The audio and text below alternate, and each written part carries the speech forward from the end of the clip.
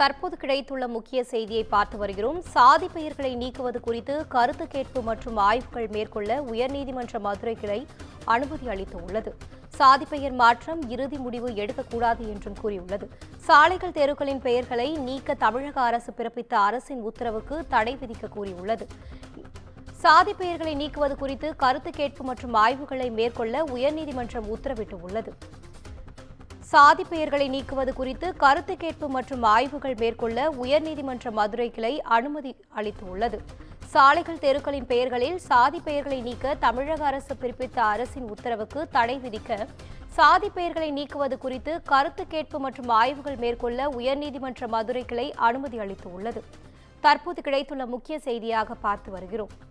இது குறித்த கூடுதல் தகவலோடு இணைகிறார் எமது செய்தியாளர் சிவகுமார். வணக்கம் சிவகுமார், தகவல்களை பகிரலாம். தமிழ்நாட்டில் உள்ள சாலைகளின் தெருக்களில் உள்ள சாதிய பெயர்களை நீக்க தமிழக அரசு பிறப்பித்த அரசின் உத்தரவுக்கு தடை விதிக்க கோரி வழக்கு ஒன்று தொடரப்பட்டது. சாதி பெயர்கள் நீக்குவது குறித்து கருத்து கேட்பு மற்றும் ஆய்வுகள் மேற்கொள்ள உயர்நீதிமன்ற மதுரை கிளையானது தற்போது அனுமதி வழங்கியிருக்குதுங்க. சாலை தெருக்கில் சாதிய பெயர்களை மாற்றுவது குறித்து இறுதி முடிவு எதுவும் எடுக்கக்கூடாதுன்னு சொல்லி தற்போது உயர்நீதிமன்ற மதுரை கிளையானது உத்தரவு பிறப்பிச்சிருக்குது. சாதி ரீதியிலான பெயர்களை நீக்குவது குறித்து சமூக நீதியை அரசு கடைபிடிப்பது பாராட்டத்தக்கதுங்கிறது நீதிபதிகளோட கருத்தாக இருக்குதுங்க. மதுரையை சேர்ந்த பரமசிவங்கிறவர் உயர்நீதிமன்ற மதுரை கிளையில ஒரு மனு ஒன்று தாக்கல் செஞ்சிருந்தாரு.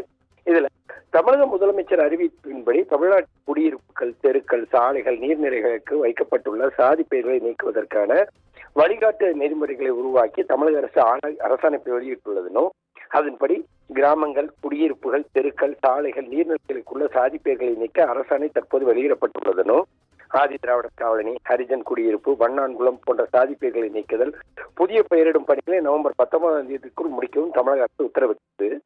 நடைமுறையில பல பிரச்சனைகள் உள்ளது, எனவே இந்த அரசாணைக்கு தடை விதிக்க வேண்டும் அப்படின்னு சொல்லி இந்த மனுவில் கூறியிருந்தாரு. இந்த மனுவானது இன்று நீதிபதிகள் அனிதா சுமன் குமார் அப்பன் ஆகியோர் அமர்வு முன்பு விசாரணைக்கு வந்தது. மனுதாரர் தரப்புல ஆஜரான வழக்கறிஞர், தமிழக அரசின் இந்த திடீர் உத்தரவு குழப்பம் ஏற்படுத்தும், ஆதார் அடையாள அட்டைகளை, வாகன பதிவு சான்று அடையாள அட்டைகள், பாஸ்போர்ட் பெயர் மாற்றம் செய்தல் போன்றவற்றில் சிக்கல் ஏற்படும். இதை கருத்தில் கொள்ளாமல் தமிழக அரசு அறிவிப்பை வெளியிட்டிருக்குது. எனவே இதை தடை விதிக்க வேண்டும் அப்படின்னு சொல்லி வாதிட்டாரு. அப்போது நீதிபதிகள் எந்த முன்னறிவிப்பும் இல்லாம இப்படி செய்தா மக்கள் எவ்வாறு முகவரி மாற்றம் செய்வார்கள் கேள்வி எழுப்புறாங்க. அப்போது அரசு தரப்புல ஆஜராகி கூடுதல் தலைமை வழக்கறிஞர் அஜ்மல் கான் ஆஜராகி என்ன சொன்னார்னா, மனுதாரர் மனு செய்வதில் உள்நோக்கு உள்ளதுன்னு, இந்தியாவில் டெல்லி, உத்தரப்பிரதேஷ் போன்ற மாநிலங்களில் தெற்கல் பெயர் மாற்றப்பட்டுள்ளது, மாநில தலைநகரங்களின் பெயர்கள் மாற்றப்பட்டுள்ளது.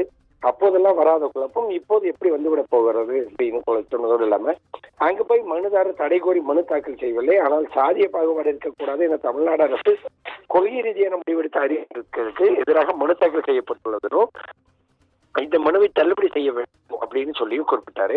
மேலும் இந்த அறிவிப்பாணையில செயல்படுத்துவது குறித்து செயல்முறைகள் தெளிவாக குறிப்பிடப்பட்டுள்ளது. சாதிகள் பெயரில் உள்ள பகுதியில் மக்கள் கருத்து கேட்பு நடத்த வேண்டும். சாதி பெயரை எந்த பிரச்சனையும் இல்லை என்றால் அதை நீக்க வேண்டியதில்லை என்றும், மாவட்ட நிர்வாகம் இதுல எவ்வித இறுதி முடிவும் எடுக்க முடியாதுன்னு வாதிட்டாரு. அப்போ நீதிபதிகள் சாதி பெயர்கள் நீக்குவது குறித்து மாநில அரசு எடுத்துள்ள நடவடிக்கைகள் பாராட்டத்தக்கதுன்னு தெரிவித்ததோட இல்லாம, அதே நேரத்துல இதற்கான என்ன வழிமுறைகள் வகுக்கப்பட்டுள்ளது என்பது குறித்து தெளிவுபடுத்தவில்லை. எனவே அது குறித்து பதில் மனு தாக்கல் செய்யுங்கள் உத்தரவிட்டதோடு இல்லாம, அதுவரை சாதிய பெயர்கள் மாற்றுவது குறித்து மக்கள் கருத்து கேட்பு நடத்துவது, அதே மாதிரி ஆய்வு நடத்துவது செய்து கொள்ளலாம்னு, இறுதி முடிவு எதுவும் எடுக்கக்கூடாது அப்படின்னு சொல்லி உத்தரவிட்டு மனுவை குறித்து தமிழக அரசு விரிவான பதில் மனு தாக்கல் செய்ய உத்தரவிட்டு தற்போது இந்த வழக்கை முடிச்சு வச்சிருக்கிறாங்க. இனிதா, தகவல்களுக்கு நன்றி சிவகுமார்.